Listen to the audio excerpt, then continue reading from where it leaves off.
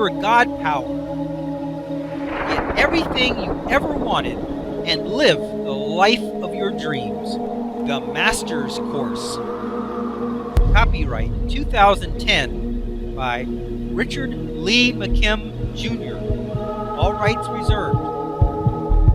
Let the quest for knowing begin.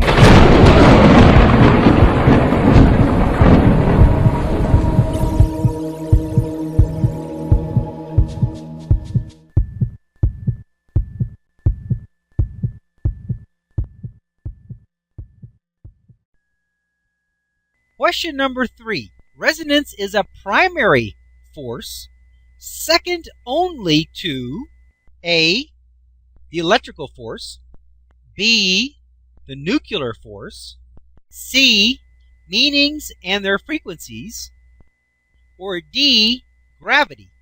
Well, when you realize the implications of primary force, then you recognize the answer is C, meanings and their frequencies. Okay, these other forces, the electrical force, the nuclear force, and gravity force, they don't exist. They are manifested forces. Those are created, but they don't exist. They're not primary. Meanings are primary. Meanings create frequencies. That's primary. Now, resonance is secondary, because once you have a frequency, only then can resonance become effective. Only then can resonance do something. And basically the way it works is this. Meanings, creating frequencies, that's primary. That's where it starts. Creates a proton, creates a neutron, creates an electron, which then resonance and forms an atom, which has a frequency.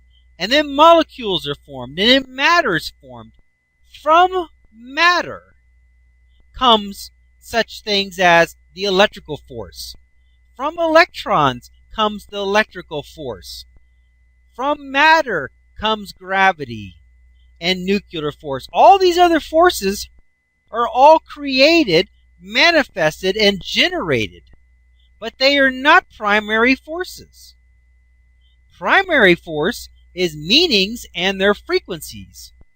The secondary force after that is resonance. And from there, everything in the universe has been created.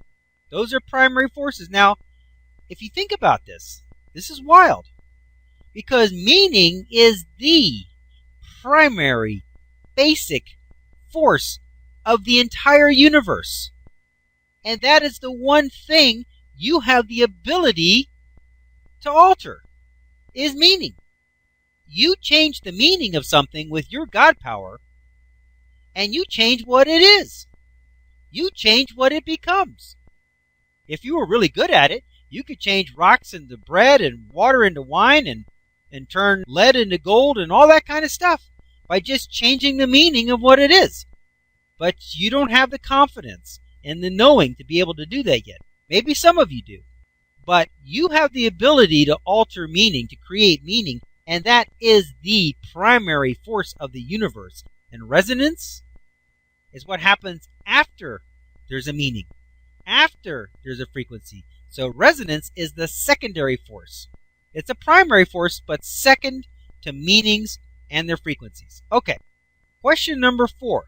Resonance has the power to A, elicit a specific result from a situation, B, create mutual awareness, C, elicit responses from any distance or time, or D, all. Okay, think about it now. Resonance has the power. Well, the answer is D. Resonance is an amazing power. It's an amazing force. It has the ability to do all of those. Elicit a specific result from a situation? Absolutely. Once you have a certain meaning, a certain frequency, resonance will elicit a matching result from the situation. And we know that all situations have unlimited possibilities. We know that from quantum mechanics. They proved that nothing can be said for sure. that everything is only possibilities at that level of creation. There are only possibilities, and the possibilities are unlimited. So how do you get a specific possibility? How do you get a specific result? Well, you call it out. You elicit it. That's the only way you can get one specific result from a situation or an event, or to get a specific result from changing matter into something. You got to call it out. How do you call it out? How do you elicit it? How do you get that one specific result? You create a meaning. You create a frequency. And resonance matches that frequency and calls out that result that matches that meaning. It's just that simple. Creation is amazing. And B, create mutual awareness? Absolutely. Think of those unlimited results. Think of those unlimited results in any particular situation. They're unaware of you, and you're unaware of them. But the minute you create a meaning, then resonance finds that particular result and calls it out. Now that result, not only are you aware of that result and outcome is aware of you. It created mutual awareness. Suppose you're looking to find a particular person, a soulmate, the love of your life, and you've been giving great thought to this particular person, doing all the things you're supposed to. Next thing you know, you meet somebody, and it's that person. It created mutual awareness. They see you, you see them, and a lot of times it's love at first sight, which seems like a coincidence, but it's not. It's just resonance. But it creates mutual awareness. And C, elicits responses from any distance or time. Yeah, distance is not real. Time is not real. Time is a function of matter. Distance is a function of matter. Haven't you ever been dreaming and driving somewhere or walking somewhere or running somewhere? How far did you go? You may have gone a long distance, but you traveled no distance at all. The only reason there's such thing as distance is a function of matter. If you have matter, you've got to have things in between. Matter's got to have a certain size, a certain dimension. If you're going to have matter and you're going to have a planet, it's going to have a certain size. It's going to be a certain distance.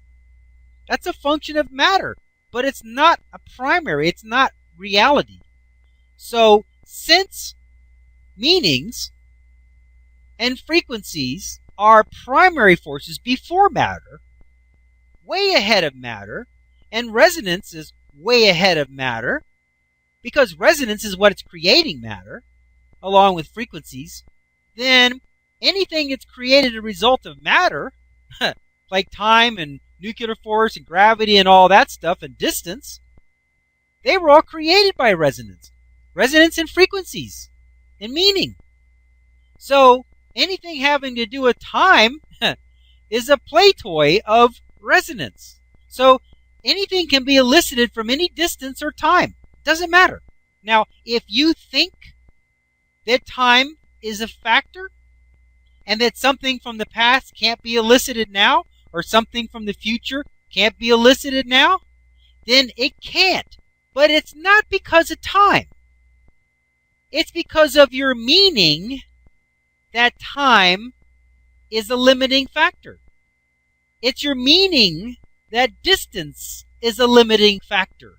So it is your meaning that's limited. And so if your meaning starts out limited, then what resonance is able to elicit based on that meaning is going to be limited to the extent of the meaning. That's just how it works. But in reality, real reality, distance, time, nuclear force, gravity, all of that stuff, anything can be elicited. Those have already been created, and they can be manipulated. So the answer is D, all. Resonance has the power to elicit a specific result from a situation? Absolutely. That's what it does. Create mutual awareness? Absolutely. That's what it does. Elicit responses from any distance or time? Absolutely. It's a primary force. Resonance is what created distance and time after there was a meaning. So there is no limitations on what resonance can elicit. The only limitations on what resonance is going to elicit are the limitations that you impose by your meaning. If your meaning is unlimited, then what you can elicit is unlimited. But if your meaning is limited, if you think that it has to be, you can't time travel, you can't elicit something from the future, you can't elicit something from the past, you can't elicit something from another galaxy, then you can't. But if you know you can, and you can, then you can. Okay.